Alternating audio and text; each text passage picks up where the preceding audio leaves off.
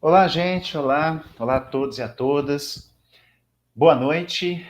O meu nome é Luciano Faria e hoje eu estou aqui mais uma vez representando o MM Gerdau, Museu das Minas do Metal, em mais uma live no nosso canal do YouTube, onde a gente aqui do museu sempre busca interagir com o nosso público, trazendo temas relevantes à ciência e tecnologia, principalmente com propostas que tenham a ver com as nossas exposições. Bom, mas antes de falar da nossa conversa de hoje, né, deixo o convite para aqueles que não conhecem nosso espaço, o MM Gerdau, o Museu das Minas do Metal, que fica aqui em Belo Horizonte, na Praça da Liberdade, o coração cultural de Belo Horizonte, né, da capital de Minas Gerais, onde funcionamos de terça aos domingos, né, sempre das 10 da manhã até as 17 horas, exceto quinta-feiras, né, como hoje, em que a gente tem um horário estendido até as 22 horas.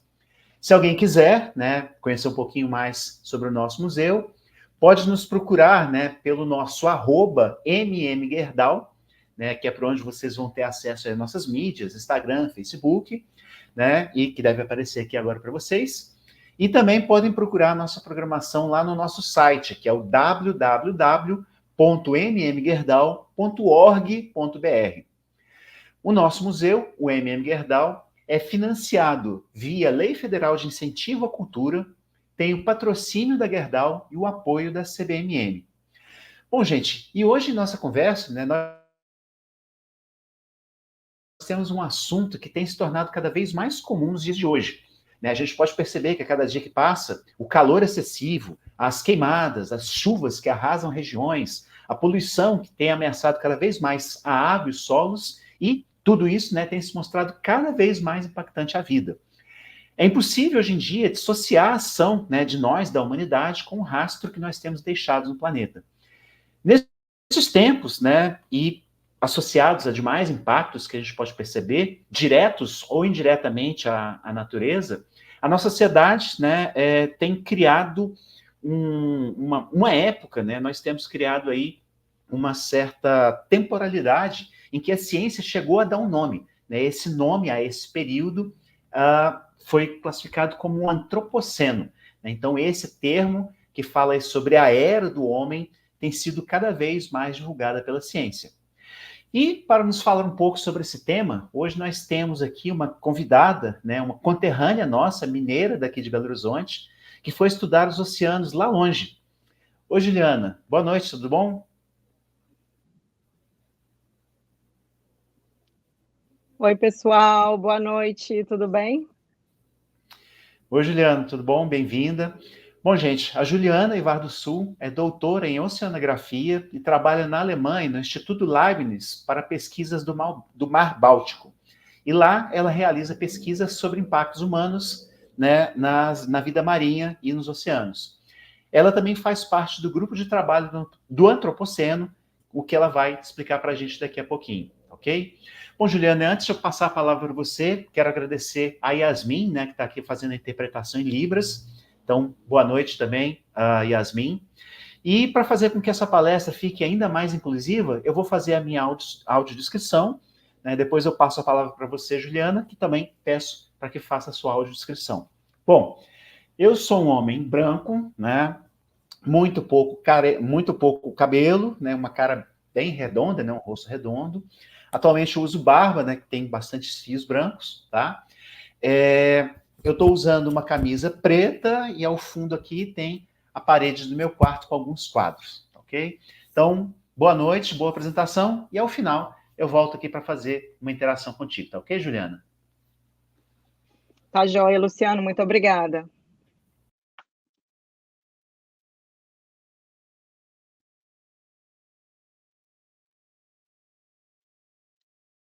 Oi, pessoal.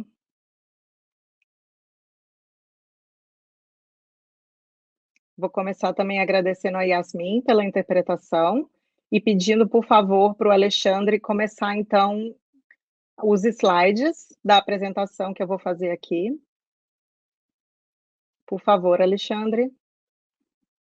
Já também quero agradecer ao Alexandre por passar todos os slides. Ela já está em apresentação, Alexandre?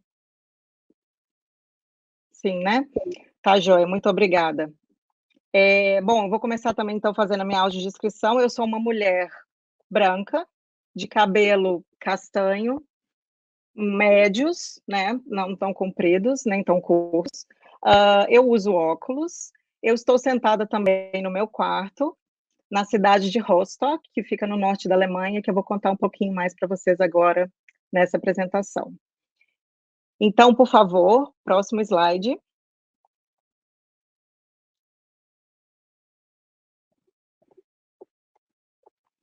Gente, eu fiz aqui um organograma dessa apresentação para a gente poder saber, né, para onde a gente vai viajar nesses próximos slides, né. Primeiro eu vou começar agradecendo e vou contar um pouquinho quem sou eu. Depois eu vou falar um pouquinho sobre os microplásticos, que apesar deles não serem o tema central dessa apresentação, eles são o motivo de eu estar aqui hoje falando sobre o antropoceno. E aí eu vou falar sobre o antropoceno propriamente dito e o Antropoceno Working Group, que é um grupo de trabalho do qual eu faço parte, e depois eu vou tentar falar uma mensagenzinha para a gente levar para casa. Então, próximo slide, por favor, Alexandre. E aí eu já posso começar, né, agradecendo ao Museu Gerdau pela oportunidade de estar aqui hoje na minha cidade natal, Belo Horizonte, falando um pouquinho sobre o que é atualmente o tema das minhas pesquisas, né? O que eu faço todos os dias no meu trabalho aqui na Alemanha. Eu quero agradecer ao Luciano pelo contato e pela insistência, porque eu estou voltando recentemente de um período de licença maternidade de 1 ano e meio, e estou em contato com o Luciano já há alguns meses para a gente conseguir fazer essa palestra hoje. Infelizmente, eu não vou poder estar aí com vocês, porque eu estou aqui na Alemanha, mas a gente optou por, então, gravar esse vídeo para poder ir ao ar no YouTube. Eu queria também agradecer toda a equipe que está aqui agora, fazendo parte disso, né, o backstage dessa apresentação. Eu agradeço a todos pela oportunidade e pelo tempo de estar aqui hoje, para ouvir essas palavras que eu vou falar agora. Próximo slide, por favor.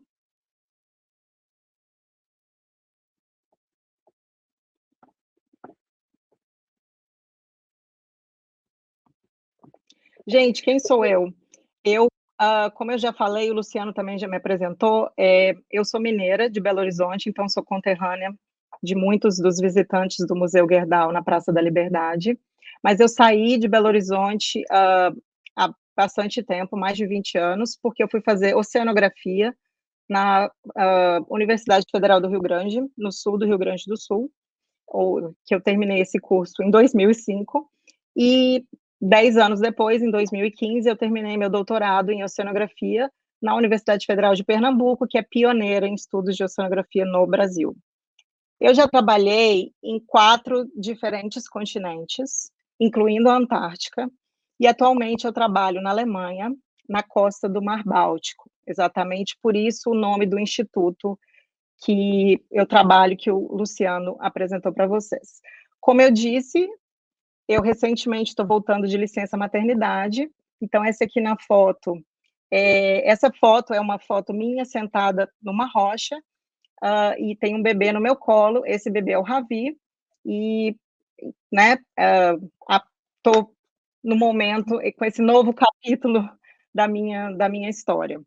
Inclusive, se vocês podem ver, tem um detalhe nessa foto, que tem um círculo vermelho e um lápis, né, que serve como escala, e na verdade a gente estava recentemente viajando, meu filho e eu e meu marido, e nós fomos a uma praia muito especial, que é uma praia, próximo slide, por favor, Alexandre, que é uma praia conhecida por ter uns processos geológicos bem recentes, que são chamados, né, de processos de cementação, e por causa desses processos, fragmentos plásticos bem grandes, incluindo esse fragmento de um tambor branco que vocês podem ver na parte aqui esquerda da foto, e outros tipos de fragmentos plásticos e outros tipos de materiais também que são de origem antropogênica, eles ficam cementados, né, eles ficam embebidos nas rochas, né.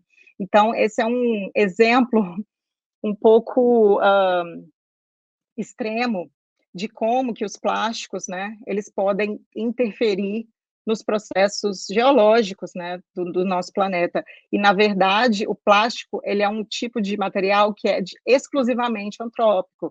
Então, ele mostra de maneira muito clara como que o homem interfere nesses processos geológicos do planeta.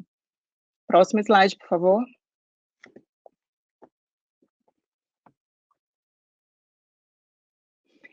Talvez você tenha se perguntado onde fica o Mar Báltico, né, porque para a gente, morando no Brasil, o Mar Báltico não é um local que a gente ouça falar ou fale com muita frequência. O Mar Báltico, ele é um mar interior que fica no norte da Europa, né. Aqui vocês podem ver nesse mapa que eu coloquei nesse slide, né. Próximo slide, por favor, Alexandre. E eu também marquei aqui nesse círculo em vermelho, a cidade que eu moro chama Rostock e fica no norte da Alemanha. E essa cidade, então, é onde fica esse instituto de pesquisa e eu moro aqui há quase 7 anos. Próximo slide, por favor.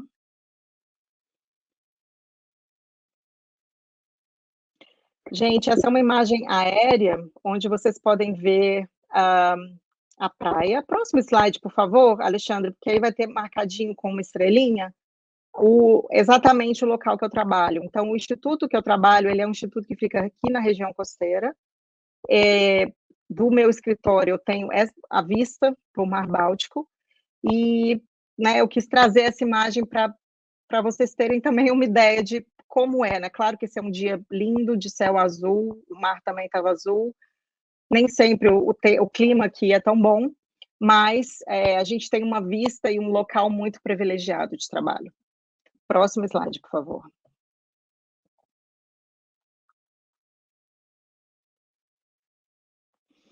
Gente, então eu vou falar um pouquinho agora sobre os microplásticos, que são mais que um problema micro, né? Eu fiz uma brincadeira aí com a palavra de microplástico, porque se a gente estivesse aqui numa palestra ao vivo, vamos dizer, eu perguntaria, né, para vocês: vocês já ouviram falar nos microplásticos?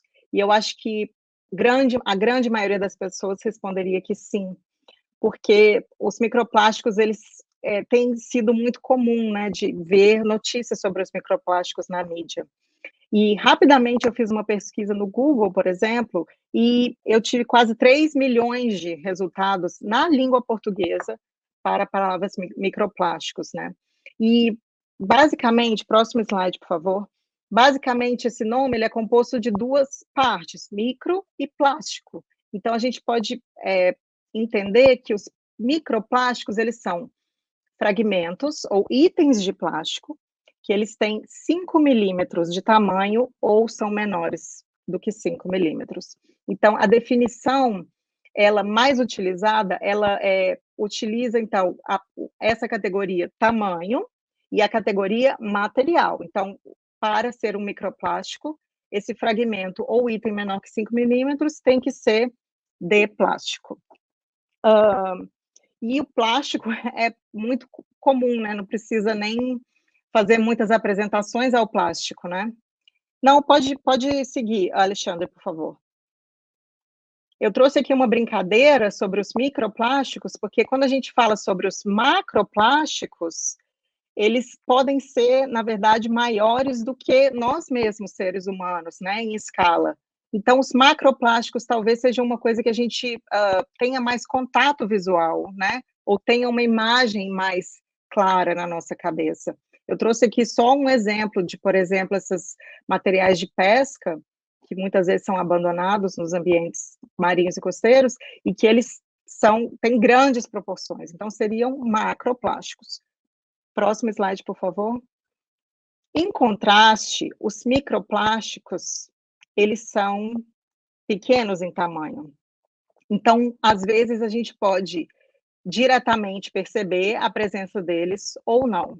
Então, eu trouxe uma brincadeira aqui, por exemplo. Esse é um snapshot, que é como se fosse um zoom numa praia na Costa dos Coqueiros, né, no litoral da Bahia, no Brasil, onde tem vários tipos de itens, né? Tem alguns itens que são, na verdade, naturais, como pedacinhos de madeira, pedacinhos de algas marinhas, pequenas rochas, e a areia em si.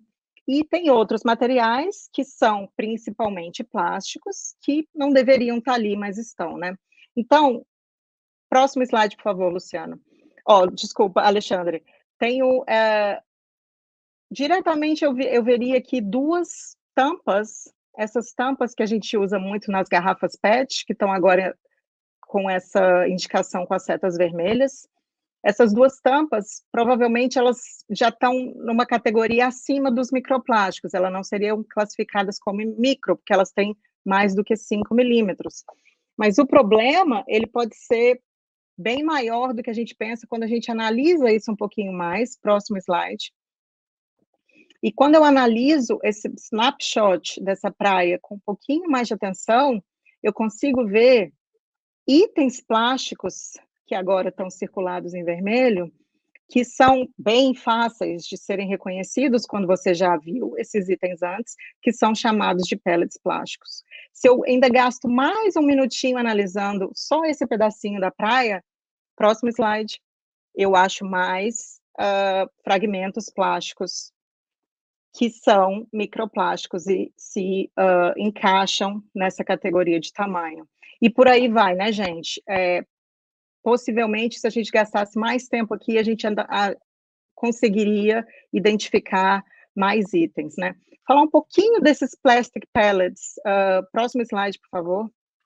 Esses plastic pellets, ou pellets de plástico, eles são muito comuns no ambiente marinho, né? Eu trouxe aqui uma imagem que realmente é um evento agudo que aconteceu numa praia em Hong Kong, mas eles são essas diminutas esférulas de plástico, elas são o plástico bruto, a partir do qual os diversos itens de plástico são fabricados.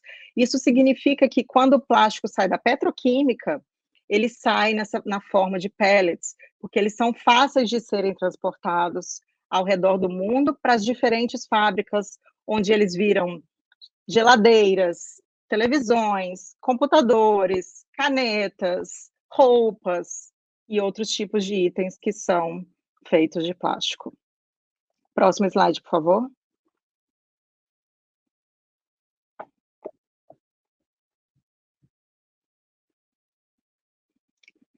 Esses microplásticos, para fins didáticos, vamos dizer assim, para a gente conseguir entender melhor o que são os microplásticos, eles foram definidos em microplásticos com fontes primárias e os microplásticos com fontes secundárias. Esses microplásticos com fontes primárias, eles têm tamanho e forma definidos quando eles chegam aos ambientes marinhos e costeiros. Então, eu trouxe aqui uma figura que é bem conhecida da literatura, que já é um pouquinho antiga, mas ela representa ainda assim essas as quantidades de microplásticos primários que a gente encontra nos oceanos. Então, primeiramente, eu vou falar aqui, você pode passar os próximos 3 slides, por favor, Alexandre? Que eu estou pontuando aqui alguns desses tipos. Alguns são mais fáceis da gente visualizar do que outros. Por exemplo, aqui tem uma máquina de lavar, simbolizando, né, as fibras sintéticas. Então, os tecidos sintéticos que a gente usa, eles liberam fibras quando eles estão sendo lavados na máquina de lavar, e essas fibras, elas já chegam no ambiente, né, com forma e tamanho definidos. Geralmente, as estações de tratamento de esgotos, elas não conseguem reter essas fibras, porque elas têm um tamanho muito pequeno e elas acabam indo parar no ambiente marinho. Elas representam grande parte, como vocês podem ver aqui, desses microplásticos com origens primárias. Aí tem os plastic pellets, que a gente acabou de ver um pouquinho deles, que na verdade eles, né, não representam grande parte, exatamente porque eles são, eles valem muito dinheiro, eles são transportados para serem produzidos os produtos plásticos. Depois chega uma outra categoria que é difícil da gente falar e difícil da gente pensar o que fazer, né, que são essas categorias de produtos de higiene e cosméticos que contêm plástico em sua composição. Geralmente, esses plásticos, eles são bem menores do que os plastic pellets. Muitas vezes, a gente nem sabe que eles estão na composição desses produtos, e é um tipo de plástico que, com certeza, a gente poderia extinguir, né, vamos dizer assim, por não produzir mais produtos com plástico. Mas a gente chama eles de microbeads, eu não saberia como é uma tradução dessa para o português, mas eles também são pequenas esférulas, mas no próximo slide a gente vai ver qual a diferença de tamanho entre um pellet e um bed. Próximos 3 slides, por favor. Alexandre. Aqui vem outras fontes de microplásticos primários que são um pouquinho menos óbvias. Opa, os revestimentos, por exemplo, essas, como eu falava, elas são um pouquinho menos óbvias. Os revestimentos, né, que geralmente são tintas, usadas tanto na indústria naval, né, quanto nas estradas, nas rodovias, nos ambientes terrestres, elas acabam liberando também pequenos fragmentos. E esses fragmentos, como mostra aqui essa figura do lado esquerdo, embaixo aqui do seu slide, elas são fragmentos, inclusive, muito complexos, que essas tintas, elas geralmente têm uma base que é similar a um plástico, e elas ainda contêm diferentes camadas de colorantes e de outros tipos de materiais que tornam esses fragmentos bastante complexos para serem estudados, mas ainda assim incluídos nessa categoria como microplásticos. E aí vem, né, essa poeira que eu chamei aqui, que são microplásticos praticamente invisíveis, que são gerados, né, pelas cidades e, por exemplo, pela abrasão dos pneus, dos carros, caminhões e etc., quando eles estão em contato com as estradas. Então, essa poeira, ela é bastante não estudada, então são a serem estudados no futuro, mas acredita-se que elas representam uma grande parte desses microplásticos primários, que são principalmente transportados via atmosfera. Próximo slide, por favor.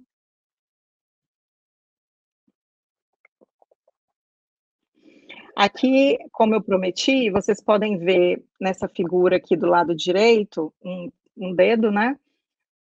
Representando com essas pequenas esferulazinhas plásticas que foram, nesse caso aqui, extraídas de uma pasta de dente que contém microplástico. E essa figura aqui, do meu antigo laboratório onde eu trabalhei na Universidade Federal de Pernambuco, mostra um pellet e essas pequenas esférulas encontradas em pasta de dente, esfoliantes, sabonetes e outros tipos de produtos de higiene e de cosméticos. Então, é uma outra escala, são microplásticos muito pequenos, que dificilmente a gente consegue ver a olho nu, e por causa disso a gente precisa de instrumentos para poder separar eles da matriz ambiental, seja água, seja ar, ou seja sedimento. Próximo, por favor.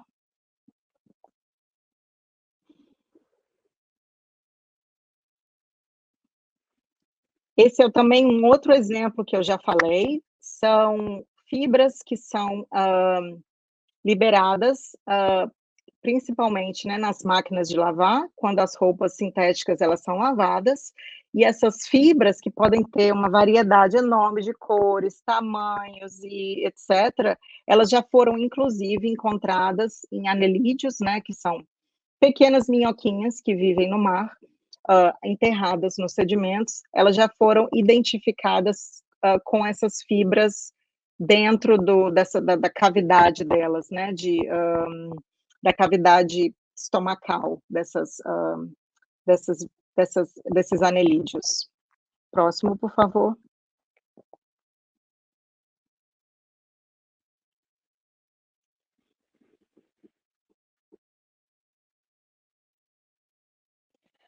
Gente, como eu falei, então, esses foram alguns exemplos dos plásticos com fontes primárias, e agora, para falar dos plásticos com fontes secundárias, eles praticamente são qualquer tipo de plástico que vem da fragmentação de itens plásticos maiores.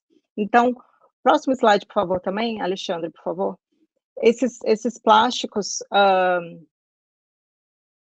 eles quanto menor o tamanho, ou seja, quanto mais eles vão se fragmentando já no ambiente marinho e costeiro, maior é o impacto que eles podem causar.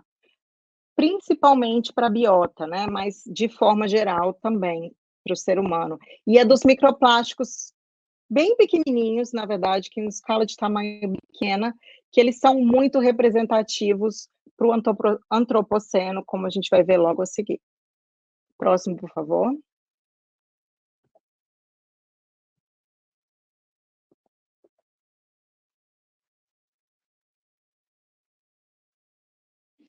Gente, esse aqui eu trouxe para vocês um infográfico, que ele é muito complexo, mas ele é muito legal, eu gosto muito dele.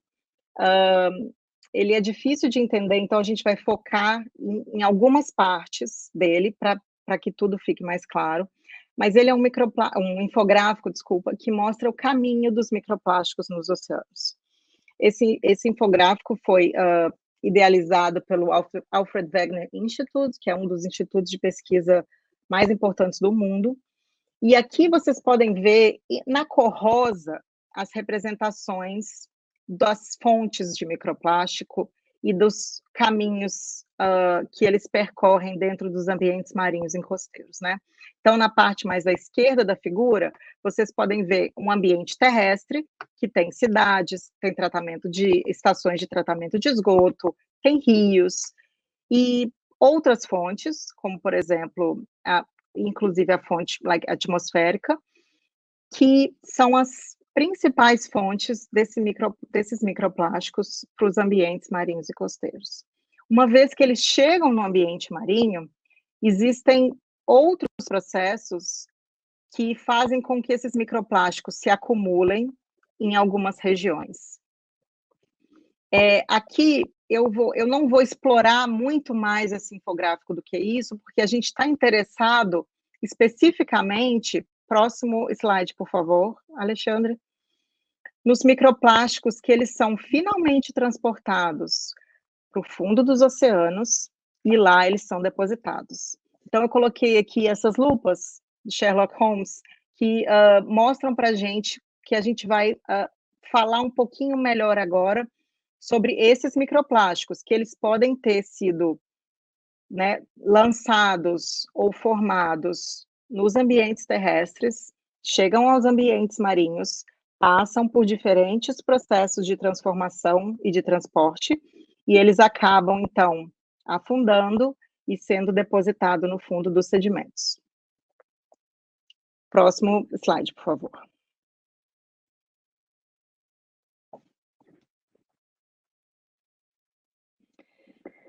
Esse esquema, né? Essa figura, ela é um pouquinho parecida com o infográfico que a gente acabou de ver, mas de uma escala bem mais reduzida.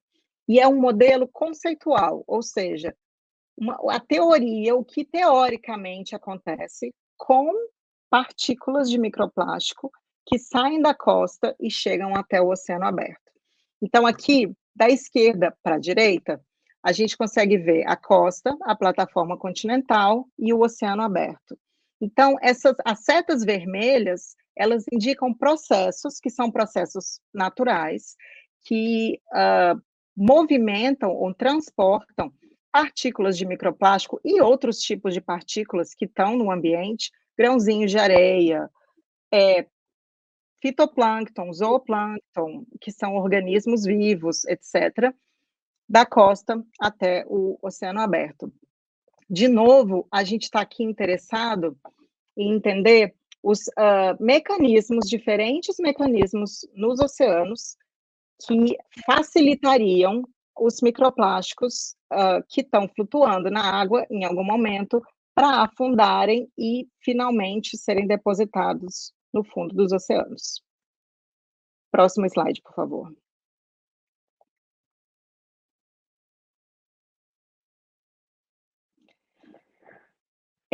Aí eu aqui com essa figura que a gente acabou de ver, um pouquinho de como os microplásticos eles são transportados, eu vou começar a falar sobre o Antropoceno e o Antropoceno Working Group, próximo slide, por favor, mas que uma figura ainda tem a ver e muito com os plásticos e principalmente com os microplásticos. Então, essa ideia de apresentar os microplásticos foi para a gente entender o quanto os microplásticos estão presentes em cada habitat do nosso planeta, né? Sejam habitats terrestres ou marinhos, e que diversos mecanismos acontecem para que esses plásticos, eles finalmente, ou depois de um tempo, quando eles estão no ambiente, alcancem o fundo das bacias oceânicas, e lá eles tendem a permanecer por bastante tempo.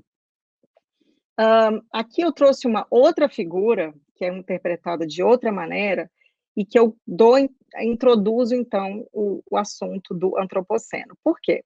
Porque lá atrás, em 2015, 2016, pesquisadores do Antropoceno Working Group, que é o grupo de trabalhos do Antropoceno, eles começaram a entender que os plásticos, eles poderiam ser importantes na definição do antropoceno. E aí eu trago esse gráfico aqui, que eu chamei de a grande aceleração dos plásticos. Vamos entender um pouquinho esse gráfico aqui, que ele vai ajudar a gente a entender outros gráficos que vão vir logo em seguida. Esse gráfico, no eixo aqui do X, que é esse eixo que fica na posição horizontal, ele representa os anos de 1900 até 2000, e aqui tem uma linha pontilhadinha, que ela é traçada, né, aqui na vertical, onde está escrito grande aceleração. Essa é uma palavra que vai fazer parte agora da nossa apresentação. No eixo do Y, a gente tem a quantidade de plástico ou de outros produtos antropogênicos que estão aqui representados, como o alumínio e o concreto, que foram produzidos. Então, o plástico, como vocês podem ver, é essa linha preta, que tem os pontinhos, e essa linha preta, ela apresenta uma forma que é bem característica, que é representa um crescimento exponencial. Inclusive, a gente chama essa curva de curva do J, que tem mais ou menos o formato da letra J. Essa curva é bem clara para esses outros materiais antropogênicos também, o alumínio, o concreto e o plástico. Então, o que a gente observa aqui de forma bem clara? Que a partir de 1950, desculpa, mais ou menos, a produção desses materiais começa a acelerar. E exatamente por isso eles representam essa curva em forma de J, que representa um crescimento exponencial, um crescimento acelerado, ou seja, em um curto espaço de tempo, muita quantidade desses materiais foi produzido.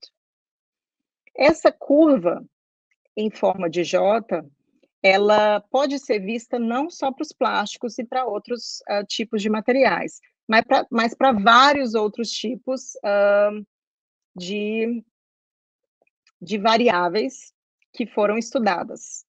Próximo slide, por favor.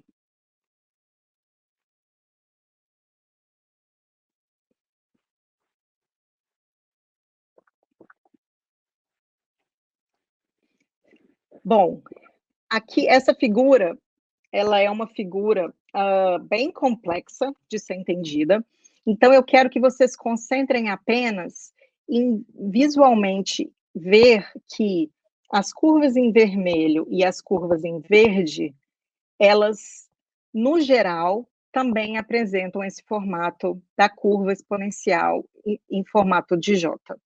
Então, aqui do lado esquerdo, a gente pode ver as tendências socioeconômicas que foram analisadas por pesquisadores, inclusive o líder dessa pesquisa foi, né, infelizmente ele já faleceu, mas foi um colega que estava com a gente no grupo de trabalhos do Antropoceno, e ele foi o primeiro a, né, criar ou publicar essa teoria da grande aceleração.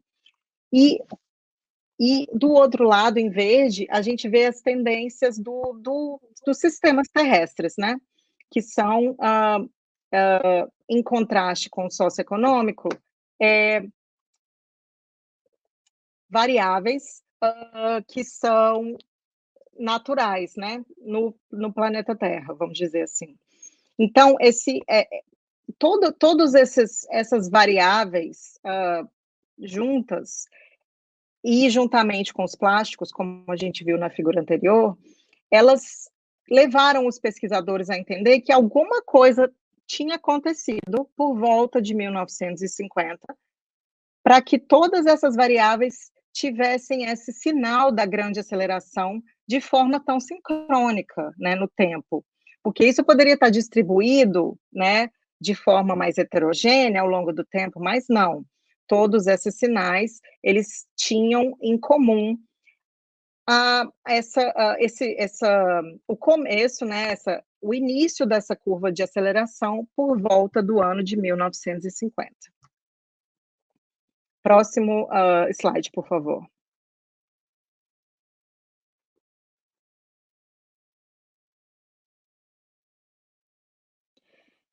E daí veio,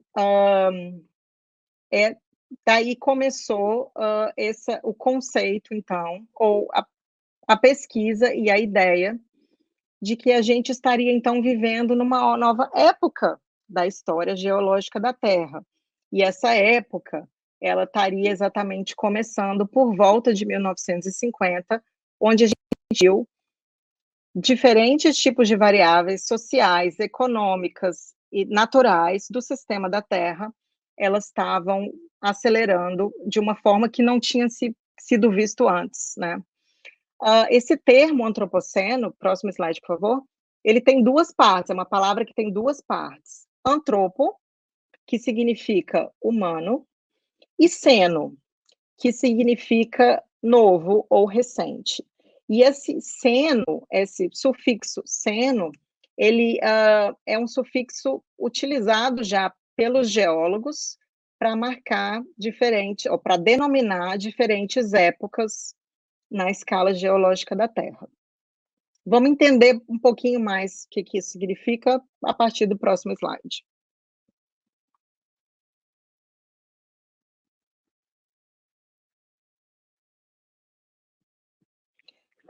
Bom, gente, aqui eu tenho outro slide que também é bem complexo, mas provavelmente vocês já se depararam com ele em algum momento durante os estudos na escola ou nas universidades, porque essa é uma tabela muito conhecida, que é a tabela estratigráfica internacional. Essa tabela, ela deve ser lida, né, do lado do topo, aqui do lado esquerdo, onde a gente pode ver essas linhas em cor predominante amarela, até a base dessa tabela, que fica do lado direito, aqui embaixo, nas cores predominante roxo e rosa. Então, o que essa tabela, na verdade, representa? Ela representa a história geológica do planeta Terra, contada através de camadas. Então, as camadas mais recentes, elas são representadas aqui, como eu falei, do lado esquerdo da tabela, e as camadas mais antigas, aquelas que foram formadas primeiro, nesses mais de 4 bilhões de anos de história da Terra, elas são representadas do lado direito da tabela.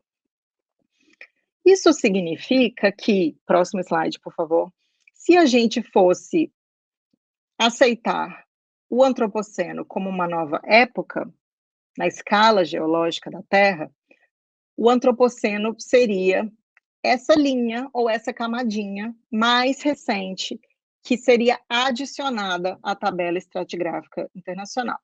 Isso significaria, em termos geológicos, que a gente não estaria mais vivendo no Holoceno, que terminaria, e sim no Antropoceno, que começaria, então,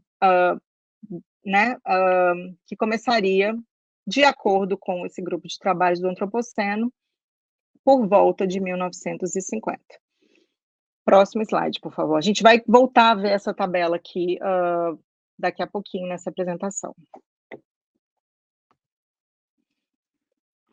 Essa aqui é uma outra representação da mesma tabela, e ela foi publicada na revista Ciência Hoje, que era uma revista que eu adorava, que eu não sei se existe mais, mas uma Ciência Hoje de 2011, que ela mostra, então, essa tabela de um jeito diferente, e aqui a gente pode ver, né, as épocas, os períodos e as eras, representadas aqui nessa ordem crescente, e o antropoceno aqui em vermelhinho, do lado direito da figura, indicando que, então, se o antropoceno fosse oficialmente aceito, significaria que o Holoceno terminaria e começaria, então, uma nova época na história da Terra, denominada Antropoceno.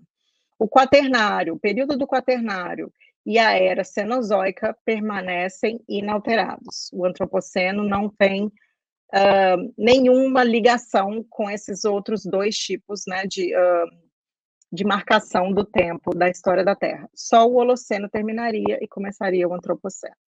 Próximo slide, por favor.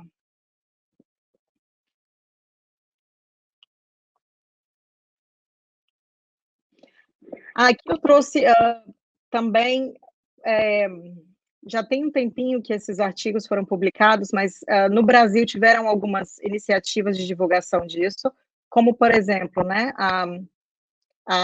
esse artigo que eu escrevi para a Ciência Hoje, Uma Nova Época na História da Terra, e outros artigos que foram publicados na mídia por volta de 2016, na verdade, né, quando as discussões estavam bastante acaloradas nessa época, né? Próximo slide, por favor. Também em 2015, logo depois que eu termino meu doutorado, eu sou, então, convidada pelo secretário do grupo de trabalhos do Antropoceno para fazer parte desse grupo de trabalho. E isso aconteceu exatamente porque eles viram o potencial dos microplásticos em comporem esse grande quebra-cabeça que eles estavam tentando montar para entender quando o Antropoceno tinha começado, né? Então, foi em fevereiro de 2015 que eu fui convidada para compor, né, o Antropoceno Working Group, que é um grupo bem heterogêneo de cientistas de diversas partes do planeta, e eu representava, então, né, a especialista em plásticos, então, dando suporte ou dando sugestões para os meus colegas de como os plásticos poderiam, então, ser utilizados como marcadores do antropoceno, né? Isso porque, se a gente lembrar daquela figura da grande aceleração dos plásticos e a figura da grande aceleração, a gente podia, né, perceber que os plásticos, eles também começaram a ser produzidos, descartados e acumular nos ambientes marinhos e costeiros também por volta de 1950. Então, isso deveria ser estudado, né, com mais robustez, para a gente entender se os plásticos, então, teriam um papel importante no antropoceno. Participar desse grupo mudou o rumo que a minha carreira estava tomando, porque eu trabalhava, nessa época, com microplásticos em ilhas, e quando eu tive contato, a primeira vez nessa foto, por exemplo, em Oslo, na Noruega, foi o primeiro encontro que eu fui, do Antropoceno Working Group, e eu comecei a perceber o quão interessante era isso, e comecei a, então, focar meus estudos nesses plásticos depositados em sedimento. Aqui do lado esquerdo eu trouxe só para vocês verem uma foto de como funciona o backstage. Realmente é uma mesa onde a gente senta e a gente discute, baseado sempre em resultados científicos, como a gente poderia, então, propor o antropoceno como essa nova época na escala geológica da Terra. Próximo slide, por favor.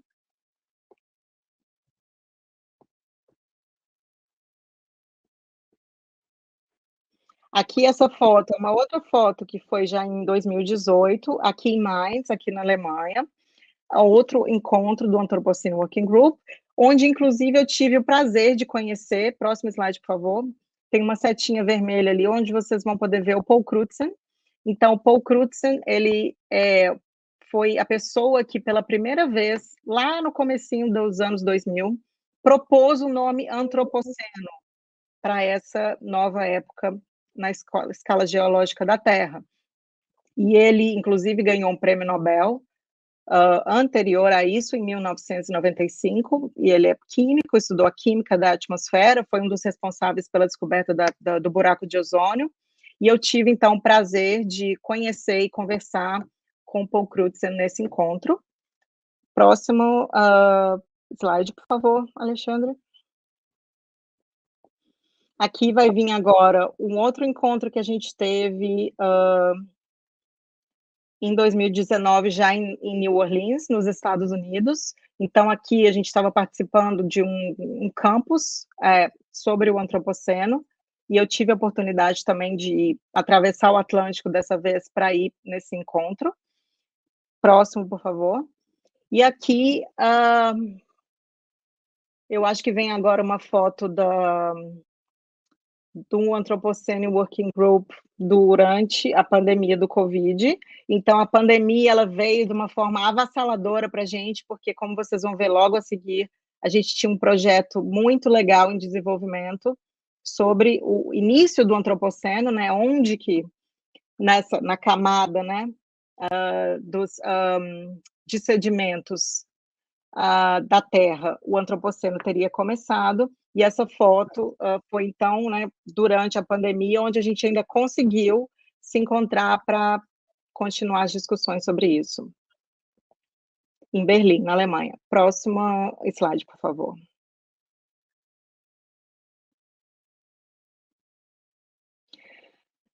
Gente, aqui é outra figura que eu trouxe, que também é uma figura complexa para ser entendida, e eu peço que a gente, diferente dos outros slides, que a gente sempre lê de cima para baixo, a gente vai ler ele de baixo para cima. Então, o que acontece?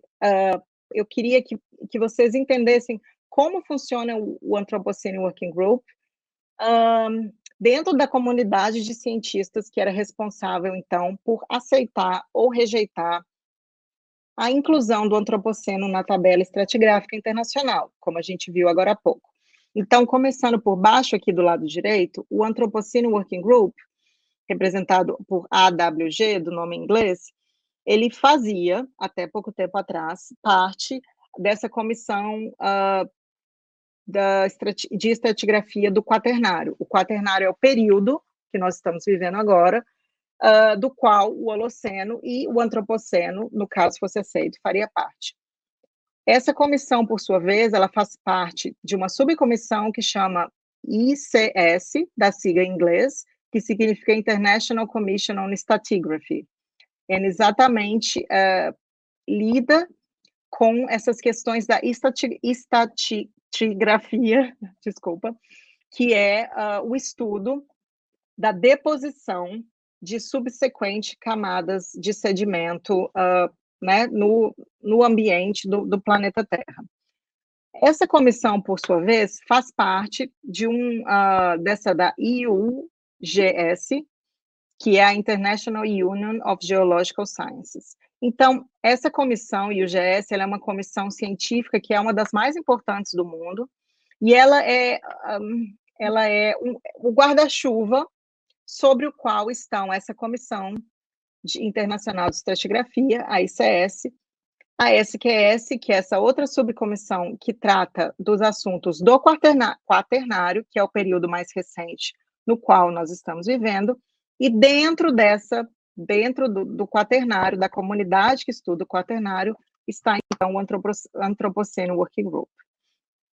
Isso aqui é para vocês entenderem que o Anthropocene Working Group, ele era oficialmente parte da IUGS, então a gente estava trabalhando junto com eles, inclusive convidados a formalizar a proposta de inclusão do Antropoceno, o que aconteceu ano passado, em 2023, depois mais de 15 anos de pesquisas do Anthropocene Working Group. Então, eu trouxe esse diagrama para vocês entenderem que, à medida que o Anthropocene Working Group formalizasse a proposta, ela ia ser submetida para essas outras comissões para ser retificada ou para ser rejeitada.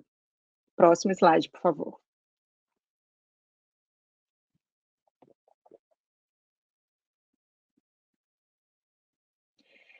Aqui eu trouxe só, esse é um snapshot, né, da página dessa subcomissão do Quaternário, de estratigrafia do Quaternário, onde estavam presentes o Anthropocene Working Group e outros grupos de trabalho também, né? Esses grupos de trabalho são comuns nessas comissões, e um grupo de trabalho, especificamente, ele foi recentemente, eu digo recentemente, porque foi em 2008, próximo slide, por favor, responsável pela formalização do Holoceno. Então, na verdade, o Holoceno, quando a gente estava na escola, e muitos de nós aqui assistindo agora esse vídeo, ou aqui no backstage, quando a gente estava na escola, a gente já estudou a tabela estratigráfica internacional, com o Holoceno fazendo parte dela. Mas, oficialmente, isso só foi aceito em 2008, como mostra essa carta que eu trouxe aqui, só como uma ilustração disso, né? Então, mesmo que a gente já estava dentro da comunidade científica e na sociedade falando sobre o Holoceno, ele só foi formalmente aceito em 2008, o que é bastante recente. Próximo slide, por favor.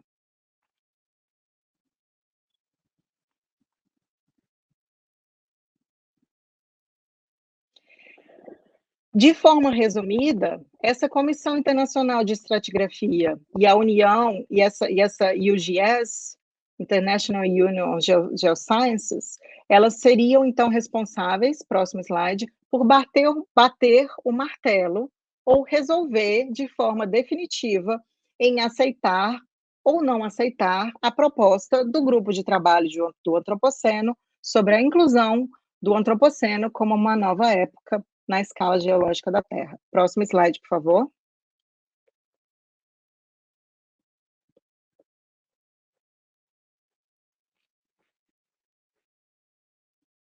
Aí agora eu trouxe de novo aqui a tabela estratigráfica internacional, que a gente já visualizou uma vez, e agora a gente vai prestar atenção em outro detalhe que está presente em várias camadas, né, ou linhas dessa tabela. Próximo slide, por favor. Que são esses martelinhos dourados que ficam representados em diversas linhas ou camadas que representam a história geológica da Terra. Então, esses martelinhos, eles são conhecidos, na verdade, como Golden Spike, e em português a gente traduz para esses martelinhos dourados, e eles representam, então, pontos na superfície da Terra que marcam, que simbolizam o início de uma nova época, de um novo período, ou de uma nova era, dentro da tabela estratigráfica internacional. Próximo slide, por favor. Esses martelinhos, eles são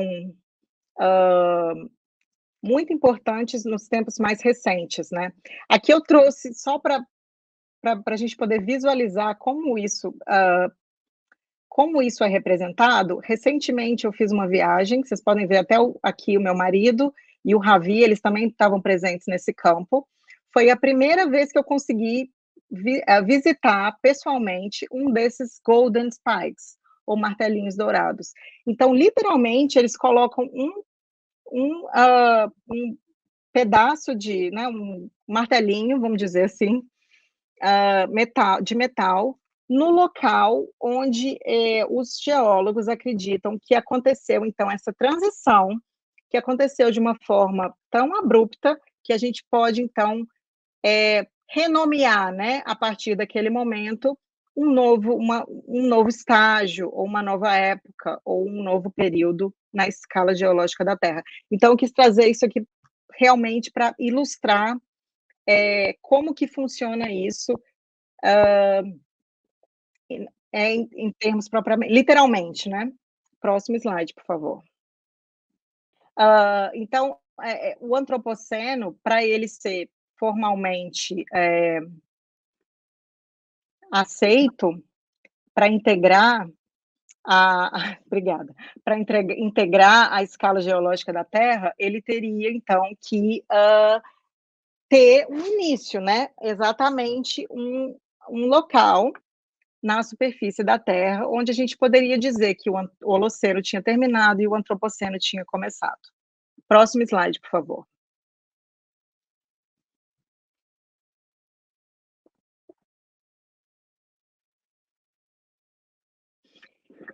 Então, aqui, nessa figura, vocês podem ver um mapa do planeta Terra, né? Com os continentes e os oceanos representados, que é um mapa que representa diversos tipos de ambientes e diversos locais, na verdade, no planeta, principalmente, na verdade, no hemisfério norte, que foram estudados pelo grupo de estudos do Antropoceno, em parceria com outras instituições aqui da Alemanha, onde a gente queria ver exatamente aonde seria o Golden Spike, ou o martelinho dourado do Antropoceno. Então, essa figura também, né, como vocês podem ver, eu não vou entrar em muitos detalhes aqui, mas a gente tem diversos tipos de ambientes, como bases marinhas anóxicas, anóxico significa que não tem oxigênio, a gente tem estuários, a gente tem recifes de coral, lagos e outros tipos de ambientes, inclusive um espelhotema, que é aqui a especialidade do Luciano, que foram estudados com relação a representarem, então, o início do Antropoceno. Próximo slide, por favor.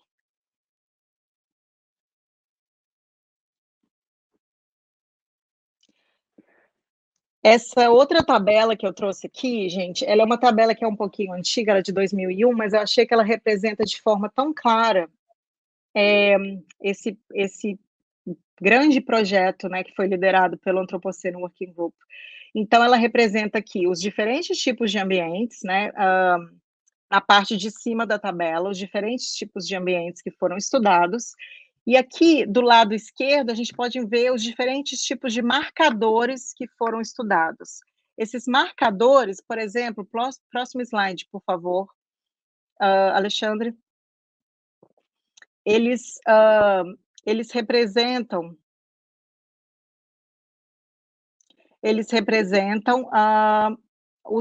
por exemplo, os microplásticos, que então foram incorporados nesses estudos, e os microplásticos, que foram um desses marcadores estudados, e eu também queria chamar a atenção aqui para o Baltic Sea, que é o Mar Báltico, que também foi um dos ambientes que foi estudado, né, por um projeto que foi liderado por mim e pelo meu colega Jerome Kaiser, do mesmo instituto que eu trabalho. Próximo slide, por favor.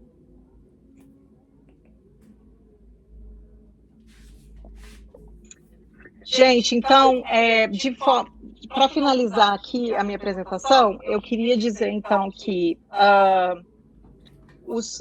depois de muitos anos, a gente conseguiu, então, reunir diversas evidências que nos mostraram que um ambiente onde essa transição do Holoceno para o Antropoceno aconteceu de forma bem clara foi esse lago, chama Crawford Lake, ou Lago de Crawford, que fica em Ontário, no Canadá, representado aqui nesse mapa, então, pela estrelinha vermelha. Próximo slide.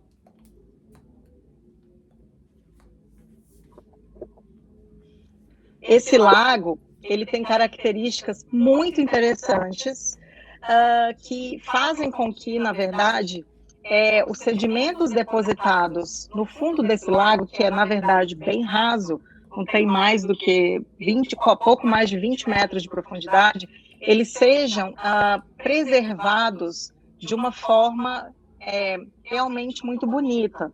Então, que proporcionou aos cientistas entenderem como aconteceu essa transição, estudando os sedimentos desse lago, do Holoceno para o Antropoceno. Próximo slide, por favor. Eu trouxe esse slide aqui só como uma forma de ilustração. Ele foi publicado recentemente nesse paper liderado pela Francine, que é minha colega também no grupo de estudos do Antropoceno, e ele mostra um corte longitudinal desse testemunho de sedimento, né? Os testemunhos de sedimento, a gente coleta eles da superfície do sedimento para o fundo, e ele mostra linhas que a gente pode ver com, né, bastante facilidade, que representam essa contagem anual dos anos. Então, a gente poderia ver, aqui nesse exemplo, por exemplo, de 1948 até 1959, a gente consegue identificar essa deposição anual dos sedimentos, o que proporcionou aos cientistas, então, entenderem aonde exatamente começava o antropoceno, baseados em diferentes tipos de marcadores, nesse lago específico. Que foi, então, próximo slide, escolhido pelo Antropoceno, pelo grupo de trabalhos do Antropoceno, para representar formalmente, né, a nossa sugestão, a proposta do Antropoceno para integrar a tabela estratigráfica internacional. Essa proposta, gente, ela pode ser, você pode fazer um download dela pela internet, nesse site aqui, que eu coloquei aqui.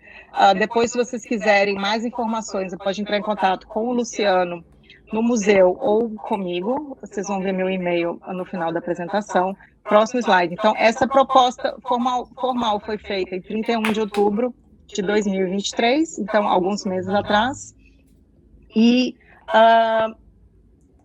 recentemente, bem recentemente, próximo slide, por favor, em março de 2024, então, depois de analisar essa proposta do grupo de trabalhos do Antropoceno, essas duas comissões que eu falei hoje, primeiramente a Comissão Internacional de Estratigrafia e a IUDS, elas decidiram, então, por rejeitar a proposta do Antropoceno para ser incorporado na tabela estratigráfica internacional, tá? Foram muitos motivos pelo qual essa proposta foi rejeitada. Eu não vou entrar em detalhes aqui, porque demoraria muito tempo para conseguir explicar isso de uma forma bastante apropriada. Mas a gente acredita que, em algum momento, a proposta não foi analisada com a seriedade que deveria ter sido. E essa ratificação, né, da rejeição do Antropoceno como uma época foi realmente um momento muito triste desse ano. E logo depois desse acontecimento, próximo slide, por favor, o Antropoceno Working Group, então, ele foi desligado dessa comissão, ele não faz parte mais, e todos os quase todos os pesquisadores que estavam ligados a esse grupo de trabalho, então, decidiram por continuar essas pesquisas, né, de forma independente, que é hoje como o Antropoceno Working Group trabalha, né, de forma independente dessas outras comissões ligadas a essas comissões, né, que eu mostrei nos slides anteriores. Gente, a mensagem para levar para casa, depois de toda essa informação, próximo slide, por favor. Uma é bem simples, tá? Uma é essa figura, ela representa bem, né? Próximo slide, por favor, Alexandre. É muito difícil da gente evitar o plástico, evitar usar plástico e descartar plástico hoje em dia. Mas a gente pode, com certeza, evitar os plásticos de uso único, aqueles que a gente chama de descartáveis. Então, cada pequena ação, em cada pequena bolha que a gente vive, vale a pena, né? De forma conjunta, elas podem fazer a diferença. Então, essa primeira coisa que eu queria deixar de mensagem é que o plástico, ele é usado atualmente para marcar a nossa presença na história geológica do planeta, que tem mais de 4 bilhões de anos. Quão significativo é essa representação, né? Não é, provavelmente, para todos nós, a mensagem que a gente quer deixar, né? Os rastros que a gente quer deixar para as próximas gerações. Então, a gente usar os plásticos de forma mais consciente é um dever que todos temos no nosso dia a dia. Próximo slide, por favor. Bom, depois da rejeição dessa proposta, né? Recentemente, então, meus colegas no grupo de trabalho do Antropoceno publicaram um paper na Science, na Science ou na Nature? Agora, na Nature, desculpa, que é uma das revistas mais importantes do mundo, uma das revistas científicas mais importantes do mundo. E esse comentário, esse paper, ele responde a seguinte pergunta: o que o antropoceno deve representar? Então, a rejeição da formalização do antropoceno, ela não pode ser uma barreira para a gente enxergar a nossa condição de ser humano como mobilizador dos agentes geológicos do planeta Terra. E a gente precisa estar consciente disso para que a gente consiga, né, de alguma forma, mudar os rastros ou a forma como a gente está contribuindo para o planeta. Mesmo que a gente mude as nossas ações hoje, vai ser muito difícil ou impossível voltar para as condições que a gente tinha representadas no Holoceno, que representam os últimos 11 mil anos. Mas mesmo assim, consciente de que a nossa mudança foi tão significativa, a gente deve fazer alguma coisa agora, para garantir a preservação da nossa espécie e das outras espécies no planeta. Próximo slide, por favor. Muito obrigada pela atenção. Espero que tenha ficado alguma mensagem para vocês. Muito obrigada pela oportunidade de falar na minha cidade natal, Belo Horizonte, e boa noite para todos. Oi, Juliana, a gente que agradece demais, né, em nome do museu, mais uma vez, gostaria de deixar, né, aberto mais uma vez o canal, né. A gente vê que é um assunto muito complexo, né, eu diria que isso aí dá, de repente, até um curso de graduação, né, e que talvez, né, no tempo que a gente passou, e a gente pede desculpa, né, que é o nosso tempo de lives aqui de 1 hora, né, talvez dê somente para arranhar um pouquinho aí, né, não dá para sedimentar muito, né, essa proposta, mas fica o convite também, né, para quando você vier aqui no museu, quem sabe a gente pode fazer alguma coisa presencial também, né, uma vez que, né, imagino que você vai querer vir aqui, né, então fica o convite, as portas estão abertas, tá? E vou deixar para o pessoal que está assistindo aqui, né, a opção de um contato, né, a Juliana já deixou o e-mail ali, mas eu vou deixar o meu e-mail também, que é o pesquisa@nmgerdau.org.br. Então, se alguém que está no chat aqui, né, esse pessoal que está interagindo com a gente aqui, quiser me mandar, né, um e-mail, eu posso, por exemplo, né, distribuir esses artigos que a Juliana falou. Esse que você mostrou aí saiu essa semana, não foi, Juliana? Saiu essa semana, acho que 2 dias atrás. Pois é, eu até esqueci de passar para o pessoal aqui do museu, eu consegui já baixá-lo, né, um colega meu me mandou, ele ficou sabendo que ia ter esse evento aqui hoje, aí me mandou, dá uma lida aí, mas enfim, né, se alguém quiser, pode me mandar um e-mail que eu repasso esses artigos e também coloque em contato direto com a Juliana lá, ok? Bom, gente, então, sem mais acrescentar, mais uma vez, Juliana, obrigado, tá? E eu que agradeço.